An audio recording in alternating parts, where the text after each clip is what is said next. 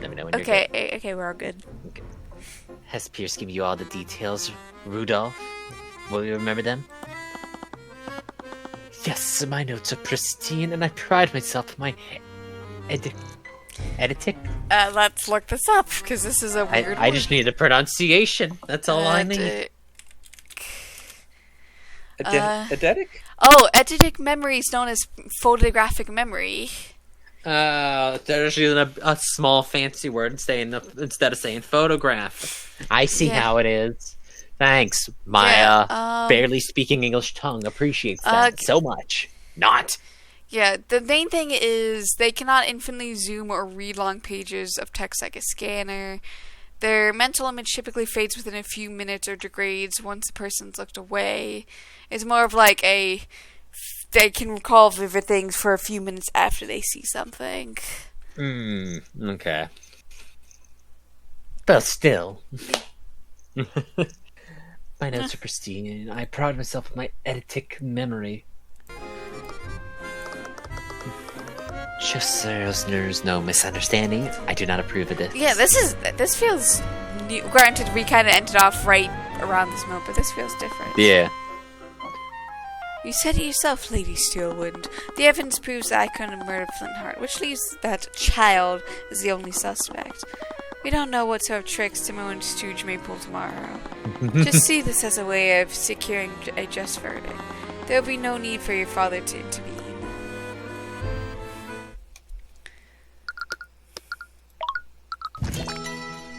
We are finally back where we were. Hooray! Yay!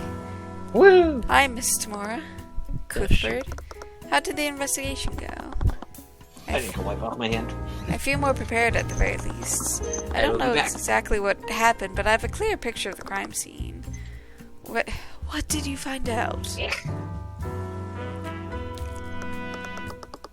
So there's still no clues directly pointing to another suspect. Have you been able to coax any new details from McCoy?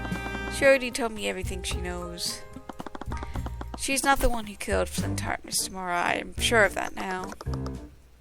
You trust people far too easily, Cuthbert. You say that like that's a bad thing. It's going to get you hurt one of these days. People are never as innocent as they appear. Does that include you? What? Commander White had a lot of things to say about you. Should I have listened to him?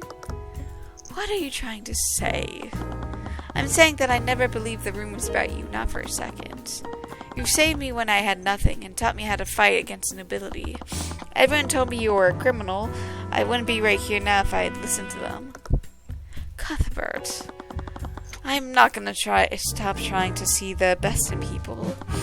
Celeste is innocent, and I'll prove that to everyone, including you. You can be really stubborn sometimes, you know that? I get it from you. That seemed to get a chuckle from out of her. I wish I could see the world the way you do, Cuthbert, but the truth isn't always what you want it to be. I know, but I'm not going to let that change me. I took a deep breath and readied myself. I was approaching the end game now. All I had to do was move the final pieces into place and end this once and for all. The bailiff led Celeste into the courtroom and following closely behind them. Rabble, rabble, rabble. Oh boy. Order! Can I get some french fries or potatoes? Sorry, ma'am, this is not the place for that. Court is now resumed for the trial of Celeste McCoy. Let us review the proceedings from yesterday. The defense presented some unfortunate oversights made during the investigation. I personally saw to it that the crime scene was thoroughly inspected this time. This time. Who says about next time, though? I see. I suppose that puts my mind at ease, if nothing else. At yesterday's trial, we found an inconsistency between the crime scene photo and the autopsy report. Because of this, the defense argued that a third party must have interfered with the crime scene to frame the defendant. To clear any doubts you may have, the individual who discovered his body decided to testify today. Really? It was my understanding that they wanted to remain anonymous. witness in question was within the gallery of the trial yesterday. After yesterday's proceedings, he felt that he could not stay silent any longer. Very well, let's hear from the witness. Witness, please state your name and occupation for the court. My name is Rise Reginald Rudolph. I am a chauffeur. I like that angle of his. Yeah. He appears to be writing something in a notebook. His Sure. pen gliding across the paging, filling line after line within seconds. Mr. Rudolph? Forgive me. I was merely recording everyone present in the room.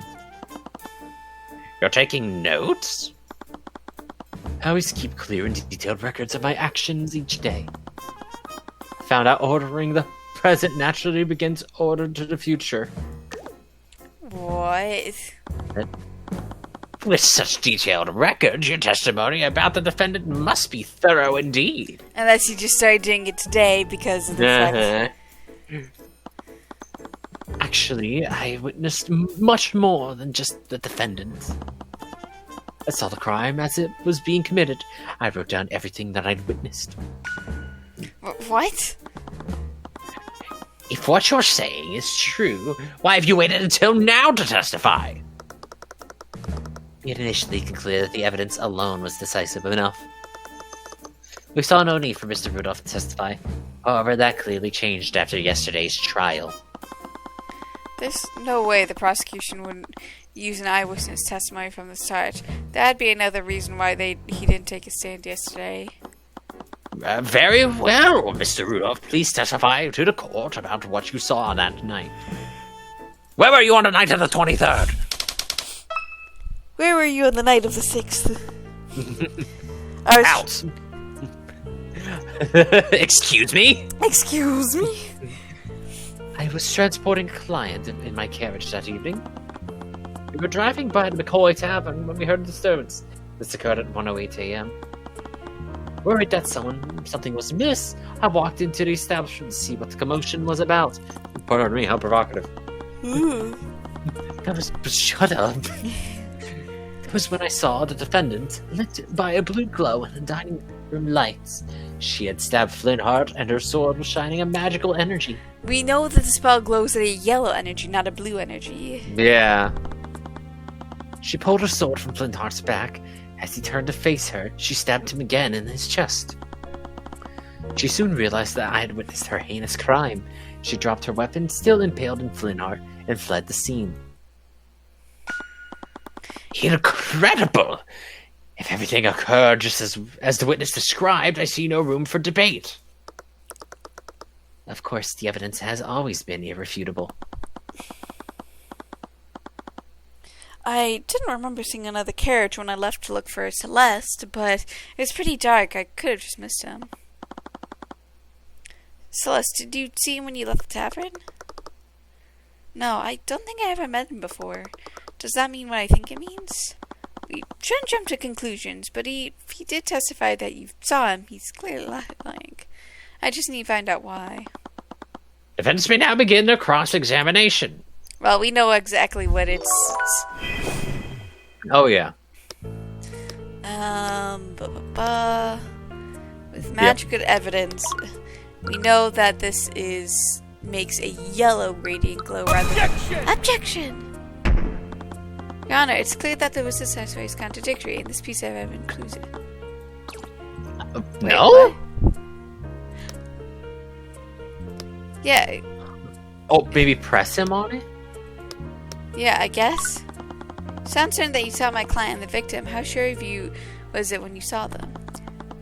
Flintheart McCoy and his daughter were well known within our town. Flintheart made himself quite known in the region through his social activism. And young Celeste tends to stand out whenever she walks through the streets. Is he hitting on me? It does make sense. You really don't look like an average commoner. Are you hitting on me? Oh my god! No! Serious. Anyways, Mr. Rudolph, do you live in Cornhaven? I don't live there, but my work brings me to town quite frequently. The witness place of residence has no bearing on his testimony. What matters is that he was there when the murder occurred. Steelwind kept deflecting the questions about his life.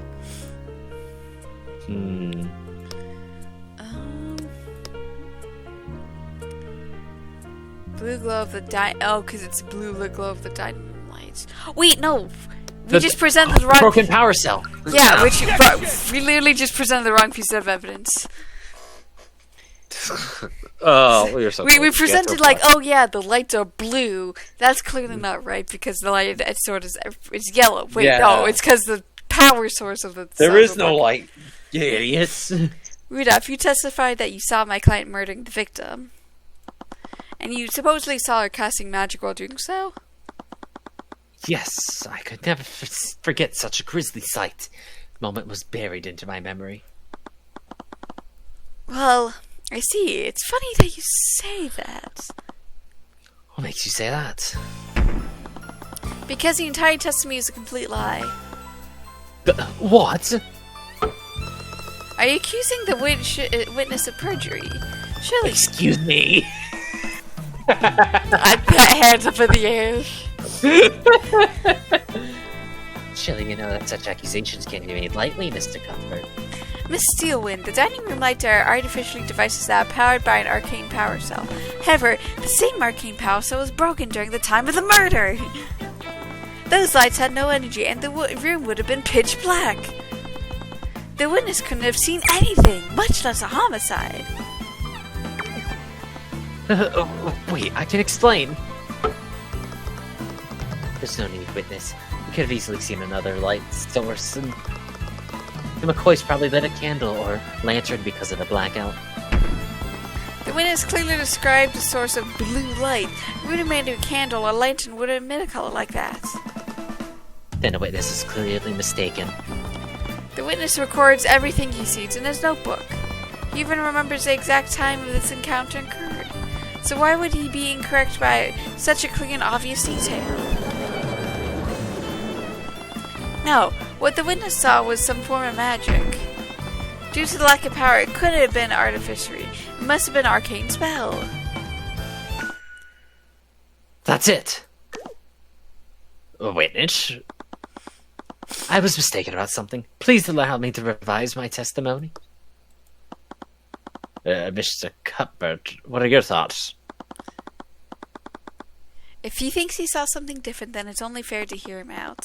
It didn't matter, no matter what he came up with, how long time through each of his lies.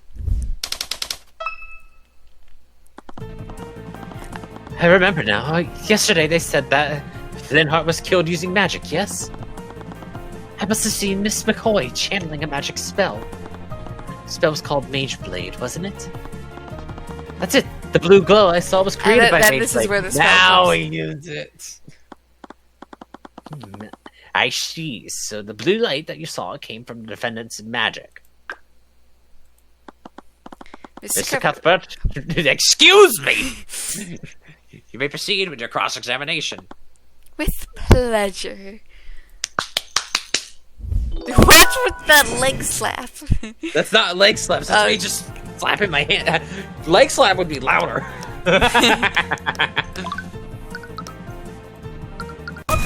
Objection!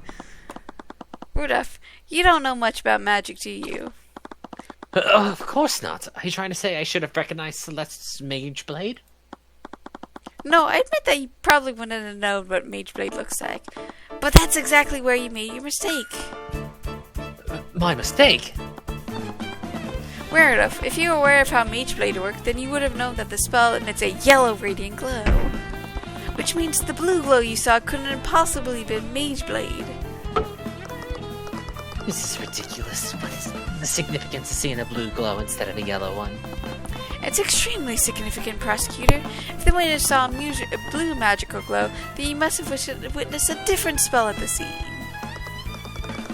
Preposterous. You don't know. You don't have any evidence to support that claim. I can't English. Pardon me. That blue light made a large impression on the witness. He wrote it down in his notebook. He even mentioned the color in both of his testimonies.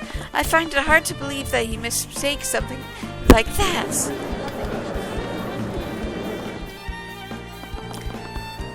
So what did you see, Mr. Rudolph? Did you see my client at the scene casting a spell that she couldn't possibly cast? Or did you actually see another mage at the scene? Well... Objection! Your Honor, her defense is completely out of line. Let me remind you that perjury is a crime, Rudolph. If you have found that you have lied in your testimony, I will personally see to it that you're prosecuted. No, wait. Now that is quite enough of that. Well, hello. Garrick Pierce had stood up from within the gallery and walked to the witness stand, shoving Rudolph out of the way. He had broken several laws with that one act alone, but no one moved to stop him. The bailiff looked to the judge wearily and waited instruction. The judge said nothing. His eyes simply narrowed as he waited for Pierce's next move. Did you give a look of, oh fuck, is this asshole again? Yeah. Pierce, there was no need for you to take the stand. Nonsense. I have nothing to hide. I will not stand idly by while your case falls apart. It seems that for the first time, the prosecutor has lost control for the room. What is the meaning of this, Miss Steelwind? This is Garrick Pierce, Your Honor. I am the Honorable Lord of Cornhaven and many other villages in that region. I'm afraid I must apologize. These misunderstandings have been entirely my fault. What do you mean, Lord Pierce? You see, Rudolph was not the one who witnessed the crime that fateful night. It was me. I was the one who saw that gruesome attack. It was me the whole time! I had my driver report the body so I could remain anonymous. Are you saying that you had Rudolph lie for you? I simply dictated to him what I saw and had him repeat that to law enforcement. With what's been in the news lately, it simply wouldn't do for a member of the nobility to appear publicly in court. But alas, it appears the time for discretion has passed. Lord Pierce, regardless of your good intentions, it is a very clear act of perjury. I understand, and I will accept the consequences of that. However, I would be remiss if Rudolph's shoddy testimony allowed that girl to escape justice. Please, Your Honor, allow me to testify as to what I saw that night. Very well. This is highly irregular, but I do believe the court will benefit from your testimony. However, know that this misconduct will not be without consequences. Very well. Stop it. Stop it. From the look of the Lord's face, it was clear that he only get off with a slap of the wrist. Very Please well. don't. Oh, never again. I promise I won't do it again. On the night of the murder, I found myself unable to sleep, so I took a leisurely carriage ride around the Cornhaven. I happened to be passing by the McCoy Tavern when I heard a loud commotion from within the building. Curious, I stopped my carriage, took a single step inside the establishment. That is when I saw the scene inside. I saw the defendant stabbing the poor man with her sword. Garrick Pierce, he's a member of the nobility. That also means he's a mage. Does that mean? There's no doubt about it. He's the only other person who would have left those traces of transmutation at the crime scene. He has to be the mage that they were looking for. Sad and angry. He killed my dad. He's a murderer. Sorry, this must be a lot for you right now. Don't you worry about me. Just take him down. Cross-examination. This is gonna be a tough one.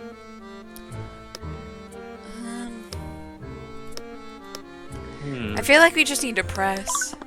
Yeah. That seems like a strange way to pass the time. Not that I believed him for a second. The witness eccentricities are beside the point. What matters is that he was clearly at the scene. I wouldn't quite put it that way, however. Guessing the commotion was the argument between my client and the victim? One would conclude that, yes. You've gone over this point several times, but their voices were raised loudly during their argument. It's not unreasonable to say that the witness heard them from his carriage. If he was at the tavern entrance, that would mean that the W token is... You saw the entire scene from the entrance. 5 foot by 5 foot, like a D&D map. Yep. It would be quite dark considering that the lights were in operation, even if my client was using Mage Blade at the time. Of course, I've forgotten that detail. I couldn't see what was happening, so I used my magic to illuminate the scene. You used magic at a crime scene. Yes, I remember it clearly. I conjured a blue light to illuminate the scene. The same blue light must have been what my driver saw. I thought that Rudolph didn't witness the crime at all. If I had to guess, Mr. Rudolph must have seen the blue light from the carriage. Because of that, he made that detail a part of his testimony earlier. That made sense. Rudolph was so sure that he saw a blue light, so it would have been strange if he was lying about that. Which spell did you use to eliminate the crime scene? It was the Conjure Light spell. Transmutation, Luxo, Jester, None, Duration while concentrating, concentration, yes, it's Conjure Light. For as long as the caster concentrates on the spell, a mote of magical light will be centered above their head. The color of the light is chosen by the caster and can be changed at will for the spell's duration. This mote of light provides illumination up to 15 feet of the caster and no further. Your Honor, if the witness used magic at the crime scene, then I would like for a spell compendium to be added to the court record. I see no reason to invade the witness's privacy over a trivial illumination spell. I agree. The defense will need a stronger reason to requisition the witness's spell compendium. Right you are, Your Honor. Your wisdom is truly fitting of your station. Oh, shut up.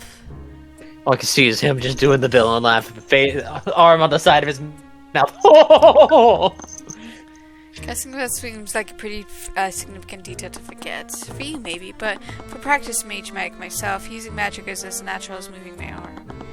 That can be possible. I use the Eye of Horker so much I'm barely conscious of it half the time. Let me guess, did she stab him from the opposite sides each time? Yes, now that you mention it, I do recall that happening, although I have no idea why she would do that. Unless you can prove she didn't do exactly what I described. I suppose not. At least not yet, anyways. Kept saying that he stood at the entrance the entire time. That has to be a lie. Right, if he stabbed Flinthearts, he would have been a lot close to him. How would I prove that, though? So what evidence do we have to present? So, there's the bottle? So what haven't we presented, basically? Her blade. Yeah. But there's nothing that we can really use that one for right now. Yeah. I doubt Conjure Light. Okay, so I don't think we need to present anything on taking a leisurely carriage ride. No. Just happened to be passing by. Okay, yeah, that's... I saw my carriage and took a step inside the establishment. That's when I saw the scene inside. Use Conjure Light to illuminate the scene from the tavern entrance. Unless, maybe with the Conjure Light, because it said only like a 15 feet radius, Yeah. I think. Yeah, wait, present spells. Right? Just making sure. Up to 15 feet. Yeah, up to 15 feet from the caster. That would be 3 squares if he was at the entrance. Where's the... It's the picture. No, wait, no, not that. Scroll?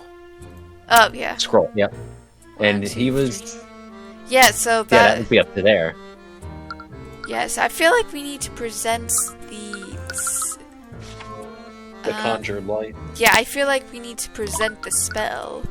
Yeah. Objection! Pierce, you said that you illuminated a scene from the tavern entrance? Did you take a single step inside the building? course not. I remember it very clearly. I only saw at the entrance. Then maybe you can help me go over the map of the tavern. If you take a look at the map, that would place you where W is. Of course, I need to repeat myself. Well, I find it interesting that you eliminated the crime scene from all the way back there, considering that the conjured light only eliminates an area from within 15 feet of the caster. What? Pierce, conjured light doesn't behave like a normal light source. Only provides illumination up to 15 feet of the caster. If you had stayed at the entrance, your spell wouldn't have shown you anything. Jackson! Spell's range is irrelevant. We've already established that the victim would have been illuminated by Mage Blade. The witness clearly stated that he couldn't see what was happening. That's why he used the conjured light in the first place. But what does this mean? Lord Pierce, did you illuminate the crime scene or not? Well, I can answer that question for you, Your Honor. The witness did illuminate the scene of the crime. He illuminated because he was standing right where it happened. Mr. Cuthbert, what are you getting at? Your Honor, the defense would like to formally accuse Garrick Hughes of murdering Flint McCoy. Hold on a moment, this is absurd. I could have easily used a different spell to illuminate the room. And which spell would that be, Pierce? Specific spells escapes me. Not sure which one I use now that I think about it. You idiot. Maybe we can figure it out together when you relinquish your spell compendium to the courts. Oh, damn. Steelwind, say something. If you had listened to my instructions, you wouldn't be in this situation. You've made your bed, now lie in it. Like a dog that you are. Now bark for me, little dog. Wolf. I'm sorry. Oh my god! No! you acted that one. Why? Just because you're cat maid right now?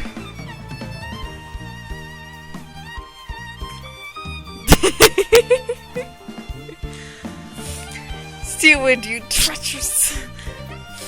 Order! I feel like that's pretty appropriate. Yeah, sure. That's enough. It appears that the prosecution has no objection. Can I get some? Can I get a milkshake with French fries and tater tots? This isn't a Sonic. With everything that occur. Excuse me, princess. Princess. I'm afraid I must ask Lord Pierce to relinquish his spell compendium to the court. Let's see here. Spell component contains the formless following spells: Prestidigitation, Conjure Light, Conjure Water, Frost Wave, and Shape Liquid. Shape liquid. That's the one. Yeah, we did. We got a spell component. With that, the case was as good as ours. But what the hell's that first spell? But you never heard of Prestidigitation from D&D? No, I haven't. Prestidigitation is such a meme-ish spell. It's basically, well, the most common use is to clean up messes, do a little bit of gust of wind, cause a little bit of messes, that kind of thing. Create minor like orbs of light, create tiny sounds, stuff like that. Like it's basically like a catch-all for. But the most common use that people generally use it for is just cleaning up messes. Okay. I always pick it up just because funny memes. What was it? She even tried to stop me from taking a spell compendium. Doubt she'd do that just to spite Pierce. Okay, Prestidigitation, Evocation, no incantation, gestures a snap of the fingers. It's a concentration spell and maintains while you're concentrating it. The caster creates a simple and harmless visual effect around the hand. This effect will last as long as they maintain a concentration of the spell. Conjure Water, Acrio, gesture an outstretched palm. It lasts indefinitely, and it is a concentration spell. Causes water to magically flow out of the caster's hand. This water will flow so long as the caster maintains concentration of the spell. Frostwave, Conjuration, no incantation. Outstretch both hands with and it is instant but not concentration. Anything caught within the range of the spell is hit within a blast of extremely cold air. Liquids will immediately freeze, and organic life will immediately enter the stages of hypothermia. But again, conjuration, not transmutation. Yeah. Shape liquid, transmutation. Fig aqua, point figure at the target while concentrating, yes. While concentrating on the spell, the caster can magically manipulate up to 10 liters of liquid and form it into complex shapes. At any time, the caster can choose to freeze the liquid and solidify its current shape. While frozen, the caster may also choose to make the liquid instantly melt. So he manipulated it, caused it to expand, break the bottle, kill him from behind, presumably, and then instantly melted and spread. That's why there was all that liquid all over the place. Yeah, affecting the bottle. The magic of like the water, the magic of the liquid that was all over the floor. Yeah, it doesn't really tell us much about like the sword. Still, it might be just because there might have been some lingering water in the wound, and that's why it got affected. Your Honor, I've looked over the spells in the Lord Pierce's compendium. Conjure Light is the only spell that I can see that he would that would shed a blue light. It is clear that his testimony and many of his statements were false. That little brat's insolent, angry, and anxious. Lord Pierce could very well be a suspect in the murder of Flintheart McCoy. I would argue that this presents enough reasonable doubt to acquit the defendant. Mr. Cuthbert, I acknowledge that Lord Pierce's actions are quite suspect. However, I would not pass a verdict just yet. There is much more we need to learn. What? That's not how it works. We proved that there's reasonable doubt. That should be enough to acquit me, right? In a normal case, maybe, but the situation is different for this trial. The public won't accept an unsolved homicide involving magic. Unless we can unequivocally prove your innocence, the court will keep drawing things out. What? But that's not fair. That's just how our system works. The kingdoms always cared more about easing the public tensions than delivering justice. Are you serious? The court will be suspending the trial of Celeste McCoy until further notice. You have no choice but to give the Inquisition time to investigate Lord Pierce as a possible suspect. Objection! Excuse me. I just love her cape wave in the animation. Same. A possible suspect? The very idea of this is preposterous, Your Honor. What else did she have up her sleeve? Let's revisit the basic facts of this case. Flintheart McCoy was murdered using a blade with a transmutation spell active on it. Mr. Cuthbert, why don't you tell me the spells of Lord Pierce knows? His spells are Prestidigitation, Conjure Light, Conjure Water, Frostwave, and Shape Liquid. Wait a minute. You realize it too, haven't you? Spell-wise, so... Oh, transmutation one. Well, it's a Conjure Light... Conjure Light and Shape Liquid are the only two transmutations.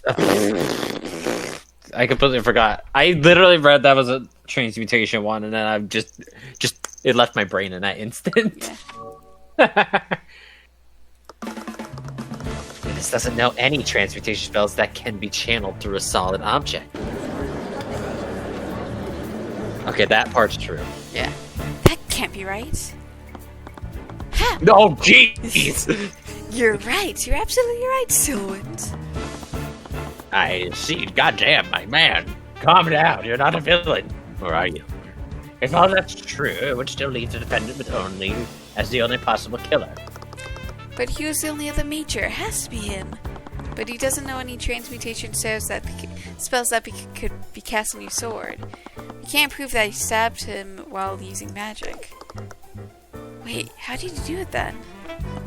She was right. How did he do it? Since the beginning, I had been bothered by the transmutation magic surrounding Flintheart's body. Originally, I thought that the killer had somehow magically altered the sword and the surrounding wooden floor, but none of Pierce's spells could do something like that. Those transmutation tracers were scattered all over the place. They didn't even fully cover the sword. So what if he didn't use the sword, but what if he used something else? Order! The defense did cast some doubt on his witness's testimony. Nevertheless, I must conclude that he could not have possibly committed the murder. With that in mind, Please wait, Your Honor. We still can't rule out Pierce as a suspect just yet. What are you on about? Lady Steelwind said it herself. None of my spells can be used to stab Flintheart. I don't know any spells that could be channeled through a blade. But we do know a spell, Shape Liquid. But you didn't use a metal blade, did you? what nonsense is this? The autopsy report clearly states that the wound was created by a blade. If he didn't channel magic through a blade, how could he have possibly committed the crime? Steelwind, Garrick Pierce didn't kill the victim using a sword. He killed him using an object shaped exactly like a sword. No, does he know the truth? Angry and anxious. What? I'm afraid I don't quite understand, Mr. Cuthbert. Your Honor, I'd like to bring your attention to Pierce's spell compendium. Garrick Pierce knows a seemingly insignificant spell called Shape Liquid. With it, he can control any liquid and mold it into complex shapes he wants. He can even freeze it, locking that shape into place. If he had enough water, he could create a sword made purely out of ice. No, is it possible that he... What do you have to say for yourself, Lord Pierce? That stubborn brat, angry and anxious. Pierce's breathing became frantic. He clearly wasn't prepared to be backed into a corner like this. I could feel his frustration, stress, and fear emanating through the eyes of Horace. The board was set. I just had to deliver the final blow. Ooh, final boss music. Final boss, piano. I'm telling you exactly what I have to say, you commoner. I'm not the one on trial here. We're here because that child didn't know her place. The child. I saw the murder. I witnessed everything. That girl used her holy arts to murder her father because she lacked a noble temperament.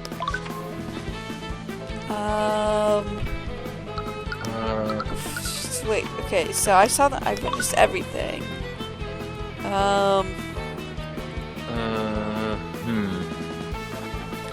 But you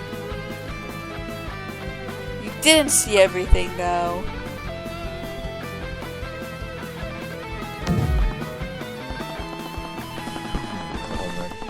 Okay. The light again? No, that's what I did. No, the conjure light spell again. Oh. And how, pray tell, did you see everything? If you recall, you testified that you only took a single step inside the inn. However, you wouldn't need to be within 15 feet to see my client with the conjure light. This again? If you're going to keep treading on one detail, then I admit it. I stepped further into the inn. I kept that out of my testimony, all because I knew that you and Tomorrow would use it against me. Lord Pierce! But you didn't just withhold that detail from your testimony, did you? You testified the contrary. You committed perjury, Pierce. Plain and simple. And let's not stop there. For your story to be true, you would need to be within 15 feet of my client. According to your testimony, my client just finished murdering her father. Wouldn't she have noticed you? And if you're that close, then surely you're close enough to apprehend her. So why didn't you? Don't you have your duty to protect due to your citizens you lord over? Shut your filthy mouth! That woman was armed. I had no reason to put my life in danger. She was holding a blood-soaked sword. I was terrified when I saw her holding that bloody sword. She just murdered a man. I might as well have been next. Blood-soaked sword.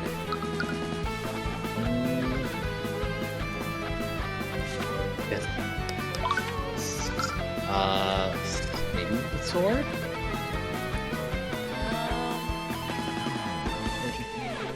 It's the only thing I think is the sword.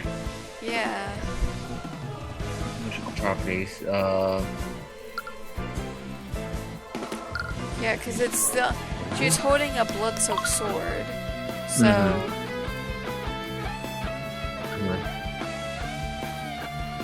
I guess... Yeah, Maybe? I could be wrong. Yeah, I mean, this is the only thing that makes sense. Mm-hmm. Nope. Okay. That secret events wouldn't have been possible.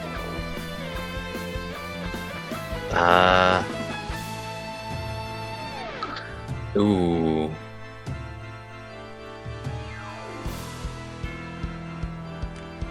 maybe it's a spell because making more effective slashing through the tough material. Maybe. Nope. Okay. Let's see. Oh, jeez. Okay. Stab from behind. Mm-hmm.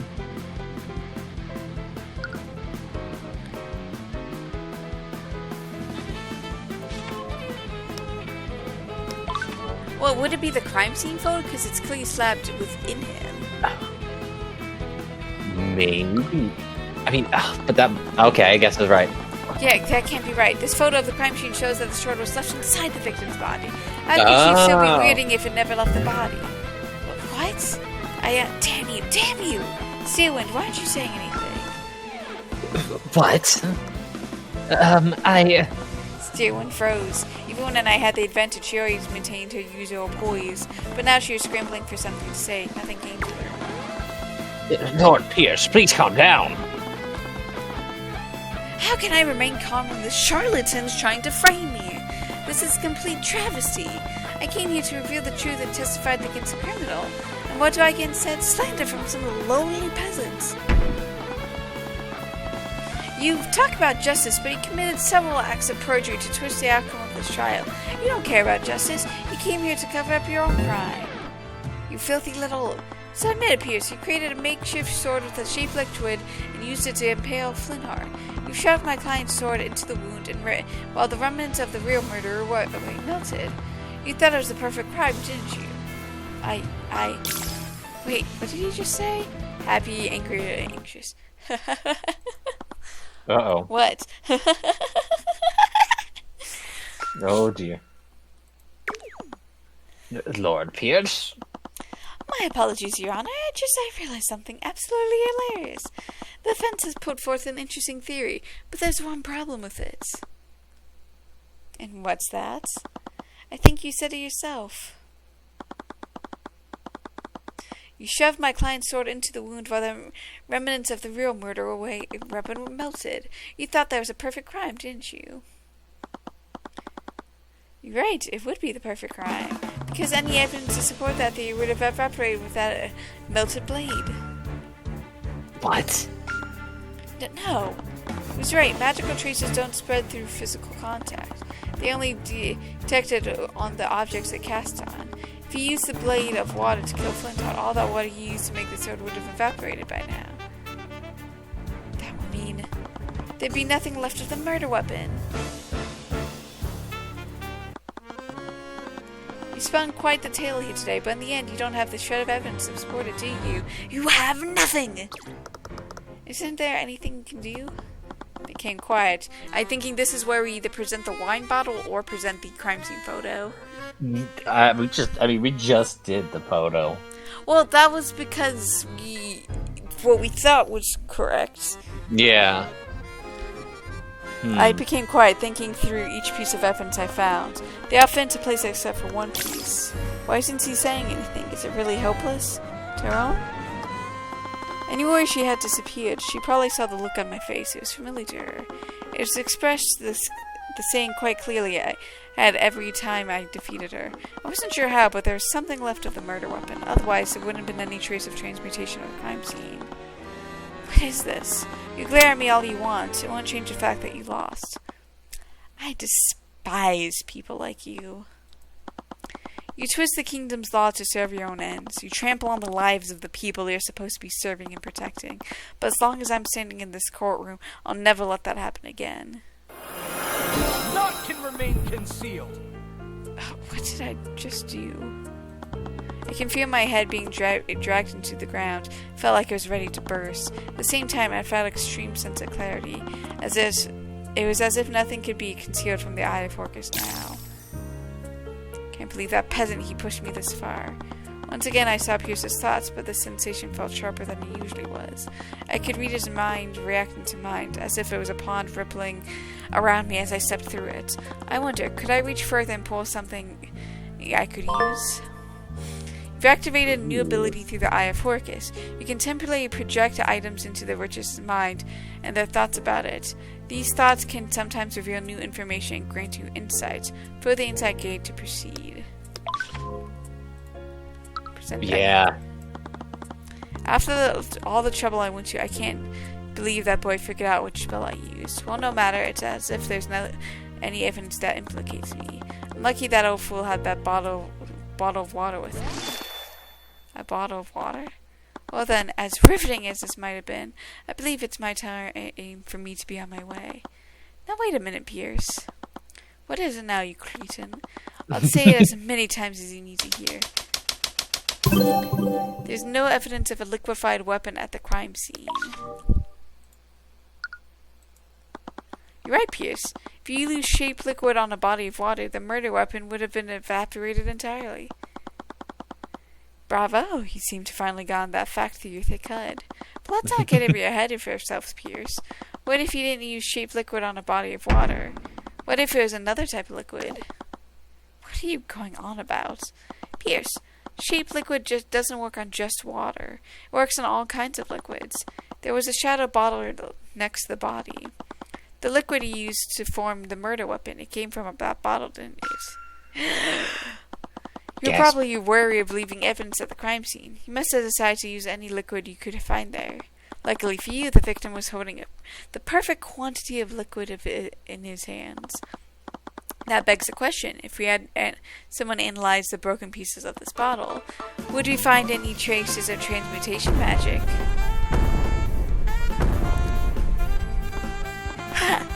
Do you think you could bluff me? We already established that any water I supposedly shaped would have evaporated. Except the liquid contained in this bottle wasn't water, it was tea. So, what difference does it make? A blade of ice made of water would have evaporated entirely, but a blade of frozen tea would have leave dried residue. The tea wouldn't completely disappear. No. I wonder why there were so many traces of transmutation scattered around the crime scene. When I felt the texture of the floor, I thought a transmutation spell had caused some sort of chemical reaction with the wood, but the real answer was a lot simpler than that. The transmutation spell didn't alter the floor at all, it was just stained from the spilled tea. I bet if we compare the tea residue on the floor to the residue inside the bottle, we'll find traces of transmutation on them. There's your murder weapon, Pierce. Oh, that's a cool image. Dang. You have nowhere left to go. That's checkmate. Reminds me of very Danganronpa vibes. I can see it in the art style, too. Bailiff, send the Aurum. The Inquisition needs to analyze the crime scene at once. We need to confirm the defense's theory. The time window to detect traces of magic is closing. I have a report from the Inquisition. What does it say? Traces on the sword, the body, even the floor, they all came from tea residue. We found the same traces on the shard of the broken bottle, too. It's undeniable. Someone cast a spell on the liquid contained within the bottle. And the defendant has no such spell.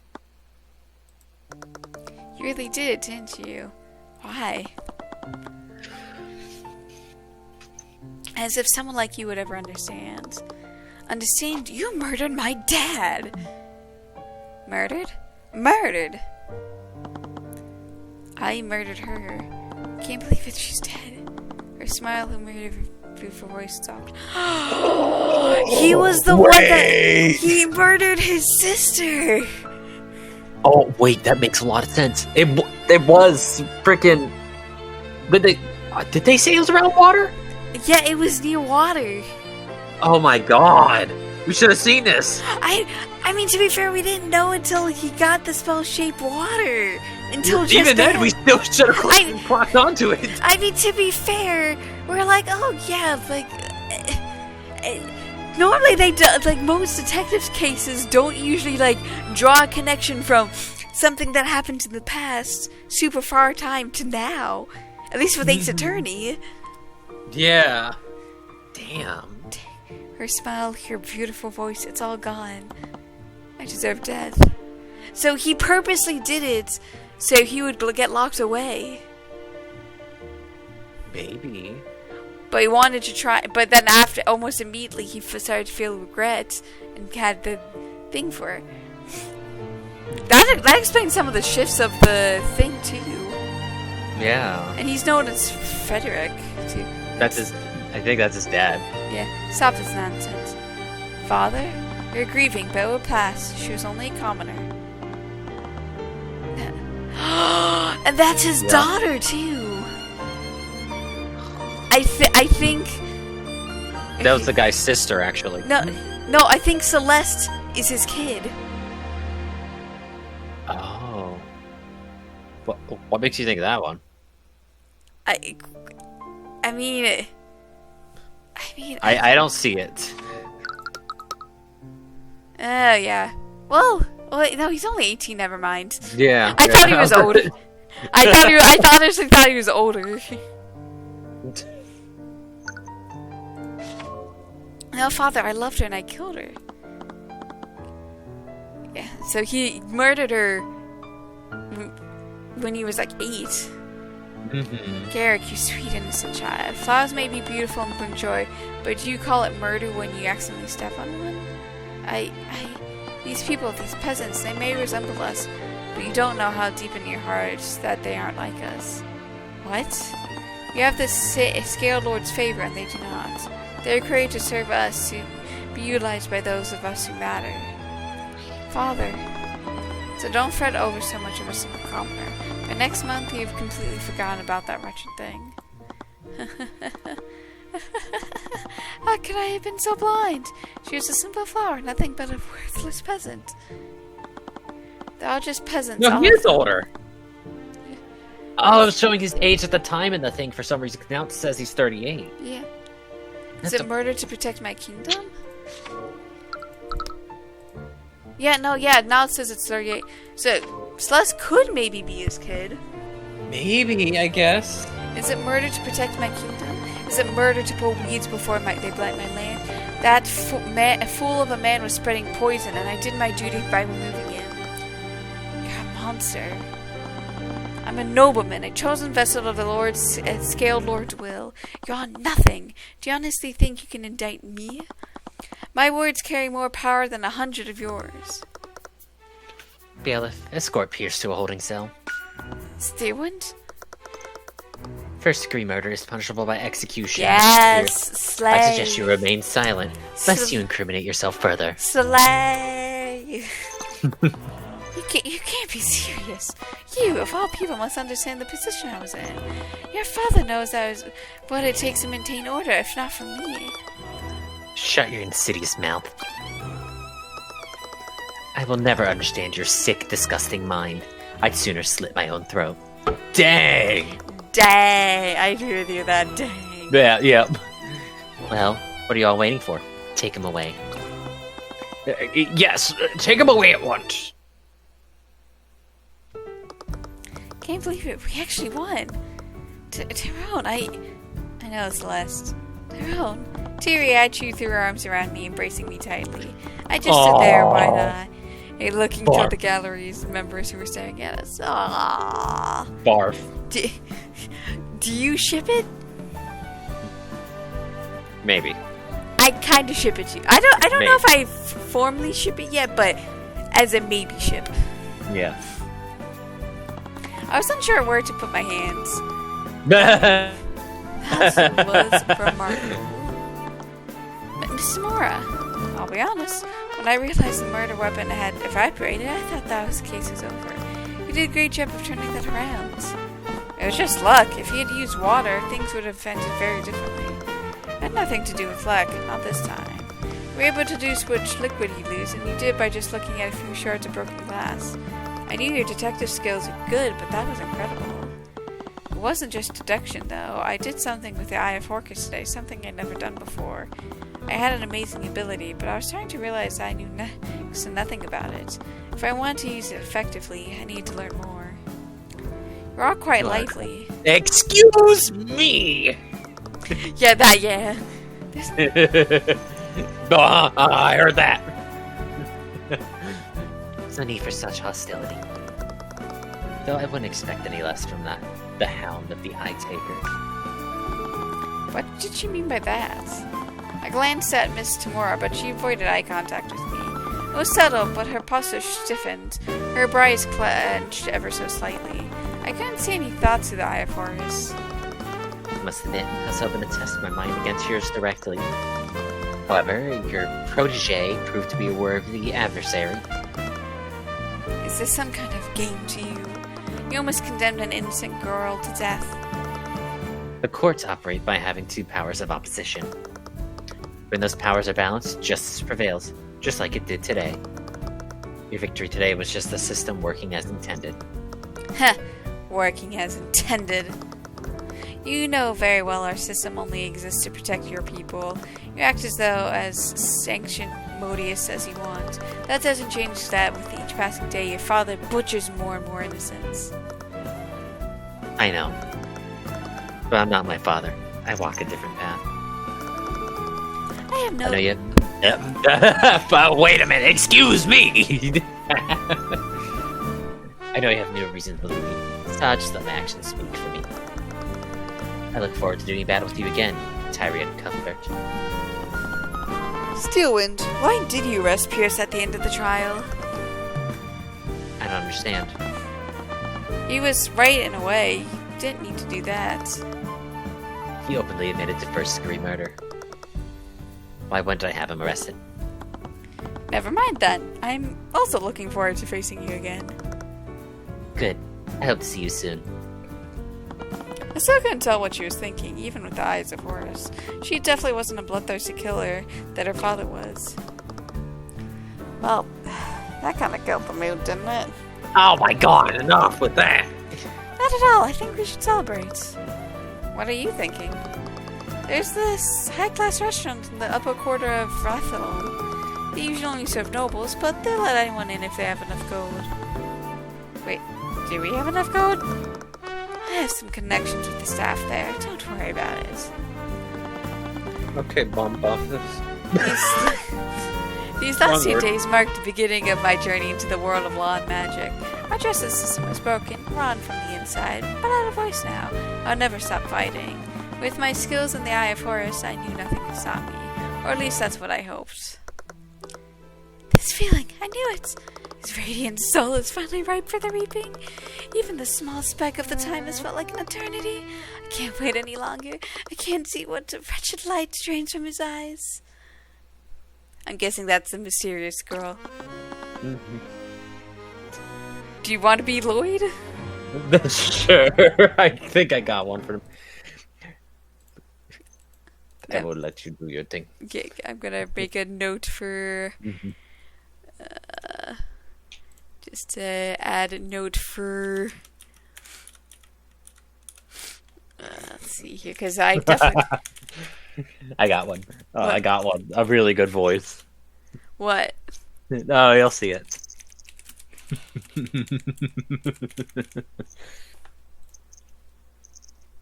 So... Oh, you ready? Yeah, I'm curious. Okay. William, please, I implore you. I see it. I see it. Uh-huh. Wah! Where, Luigi? Wah, Luigi. Where, Luigi? You're welcome.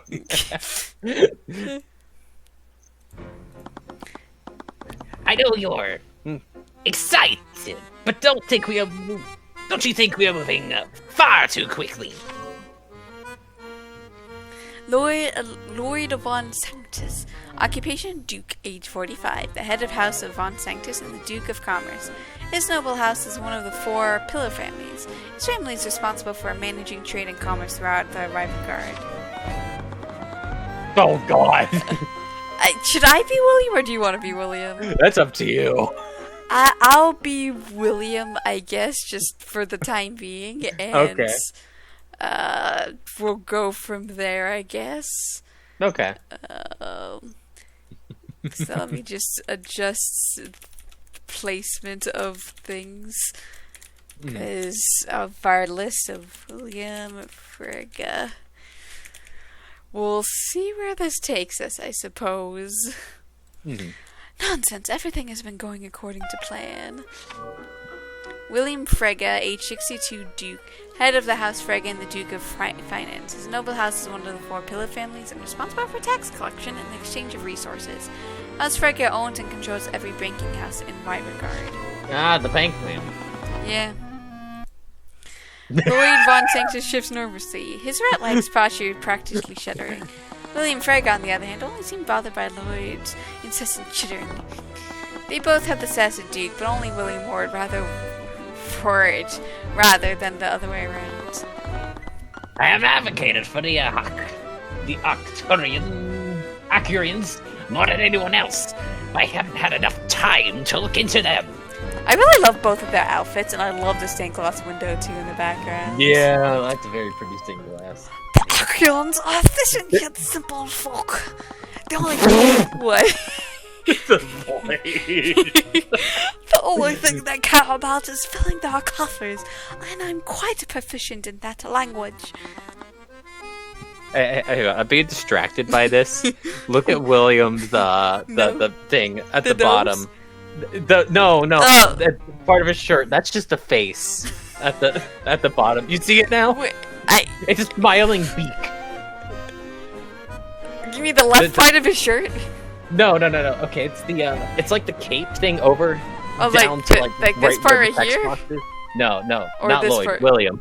Oh, William. Yeah, I there. Yep, that's a smiling beak. Yeah. No, that kind of reminds you of what that bad guy from Sonic. Eggman. Yes, Eggman. Oh my god. The flanks just remind me of his mustache. What is wrong with us? The thing is, I didn't notice it until he mentioned it looked like a face, and then I thought of him. Got it. So Waluigi and Eggman rule a country as dukes.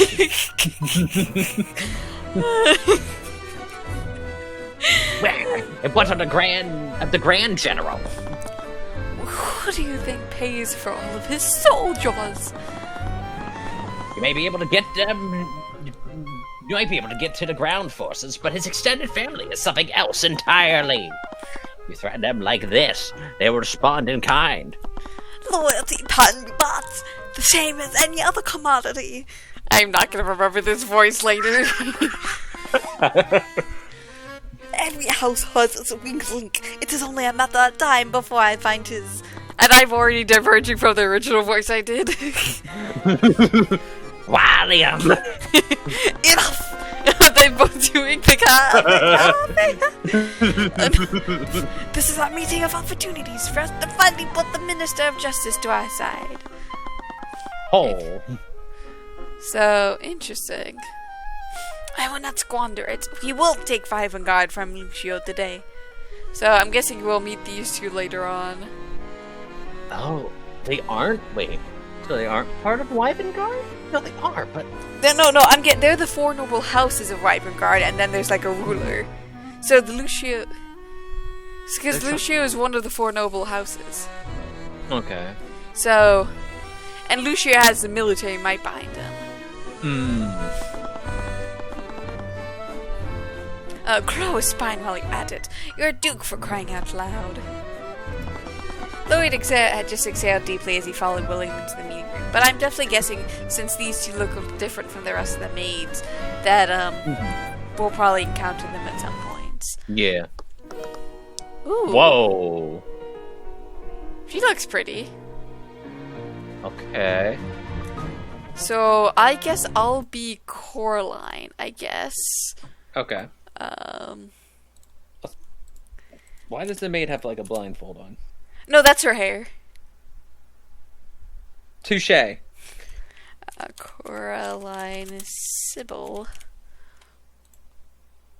Okay. Oh, they arrived. Coraline Sybil, Duchess, age 38, head of the House Sybil and Minister of Justice. Her noble house is one of the four pillars, and is the most powerful of them. Her family has managed the judicial and legislative branches of Rivengard's government for generations. See, I told you I have nothing to worry about, you Grace. Do you want to be Remus? Sure, I can. Yeah, give me a second. I will update our list even further, because Remus Virgin. I'm going to assume Regis is the guy with the sharp beard over there. I was Yeah. Seems like the Minister of Justice and the High Speaker has already arrived. Coraline, Sybil, and I'm guessing Theon Archus was the most powerful people in the room in theory. Do you want to also be Theon as well? Okay. I just need to know which one is which before I give their voices. You're introducing two characters at once without telling me who's who. Yeah, I mean, obviously we know Coraline is her. That's the obvious one. They represent Coraline's the maid. Okay, so the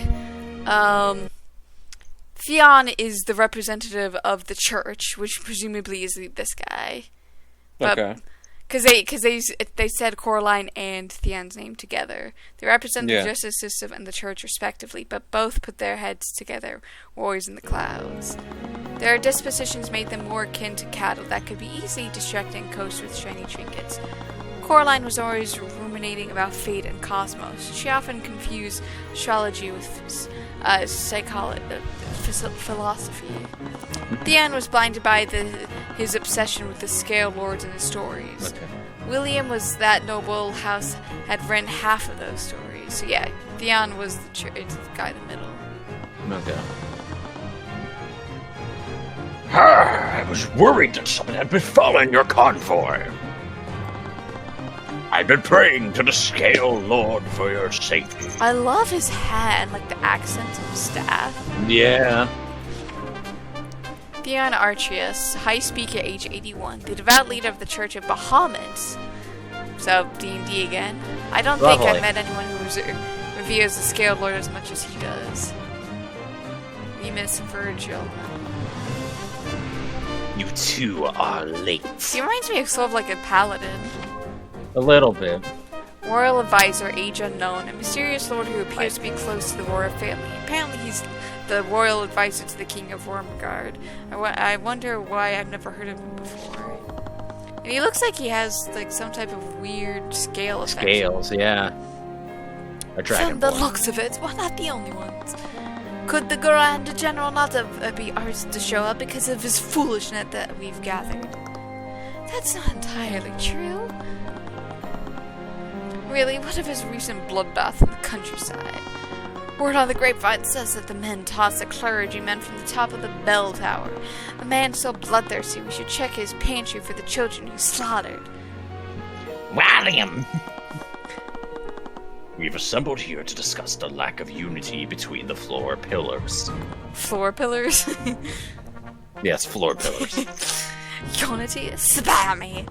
House Frege, House Von Sanctus, and House Sybil are closer than they ever been. The Steel Winds are the odd ones out.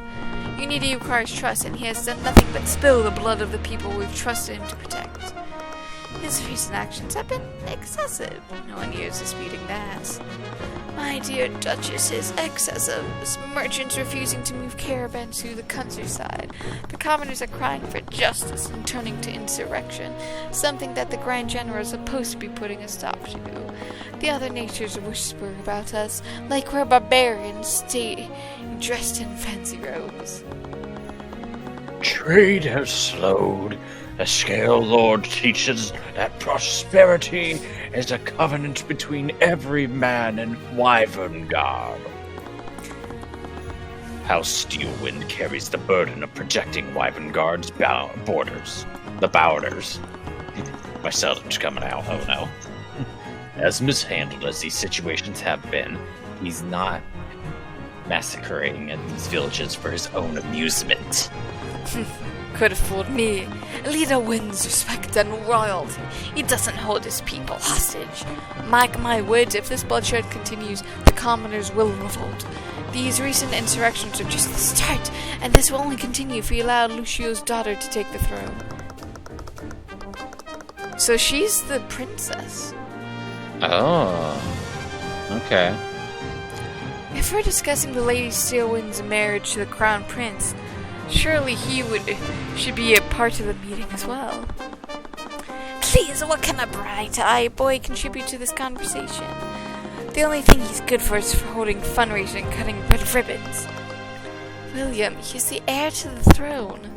Come now, the true rulers of Rivengard all are assembled in this room. I'll admit the House of Lords have received more petitions against Lucio than any other general in the Wyvern Guard's history. The church has also been unable to collect as many tithes as before. Even the most faithful are asking whether the Scale Lord would support such cruelty. Their faith is faltering. This cannot be allowed to continue. That's pretty tense music. Yeah. Oh, look who finally decided to show up. Ooh, Whoa! that buddy. looks cool. Okay. Do you want to be Lucio? I could find the voice because I gave right on the one I would give someone like this, but I'm sure I could come up with something. I mean, you can certainly do a similar voice. I think I got it. Maybe. Yeah, I'll make it just a little deeper. I'm almost imagining Russian almost. Oh God, you're gonna make me pull out the Russian voice? Not necessarily Russian, but I'm thinking like definitely like Scottish mixed with Russian, where it's like definitely that deep kind of guttural kind of. Got it. I got it now. Yep. All right. I know I'm late. I was caught in debrief. I find this gathering to be pointless.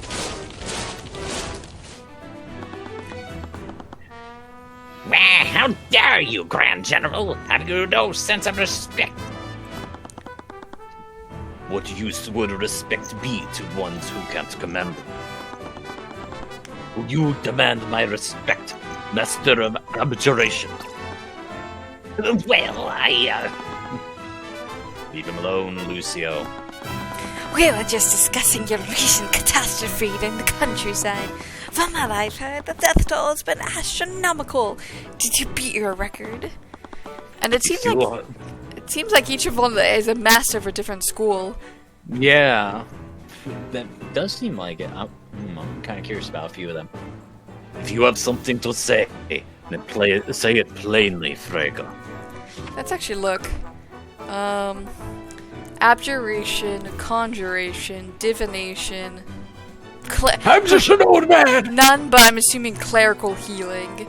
And none specified. So. I believe in the power of God! And she's evocation, which I think her father would also be evocation as well. Probably. Yeah, it says right there.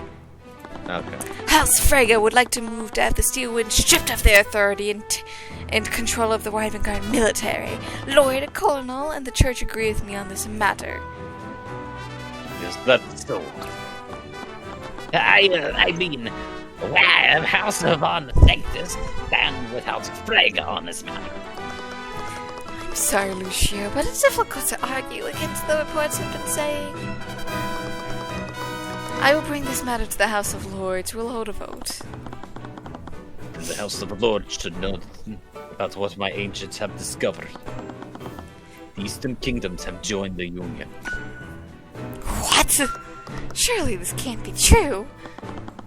It is. I'm sure that Order Australis will be announcing it publicly within a week. Raven God is now the only nation in the world that has joined their alliance.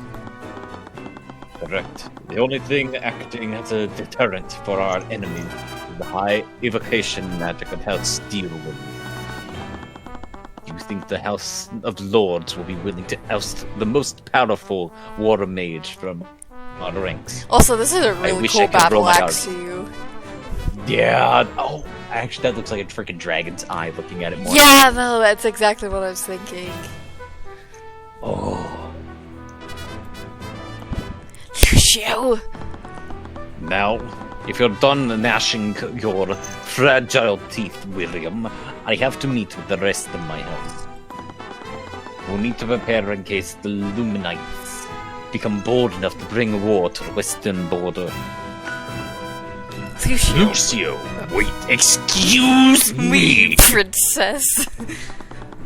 Damn it all! Since when were those Ornos so friendly with Order Australis?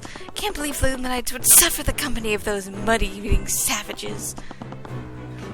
Well, actually, their culture is very rich. I, for one, quite enjoy many of their... Shut up, Lloyd. We'll need to expedite our plans. What? Get the Arcadians on the line. I have words with them. You have business with the Arcadius? We're booking a trade deal. I'm sure the House of Lords will be seeing it soon. It seems the Cosmos are in their favor then. They're the only allies we have left. Stay safe, Coraline. You too, Lloyd. Please tell me these stories aren't true. Is he blind? He almost looks like he's blind. Kinda seems like it. Lucio! You already know the answer, Your Grace. How could you? I thought you never got involved in matters of the state. People are dying, Lucio. Children are dying under your watch. Almost looks like his shoulder pads are almost like wings. Yeah.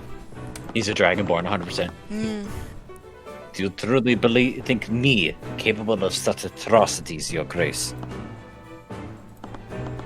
If you do, then strike me down now. You have the power to do so. But I will only come back stronger.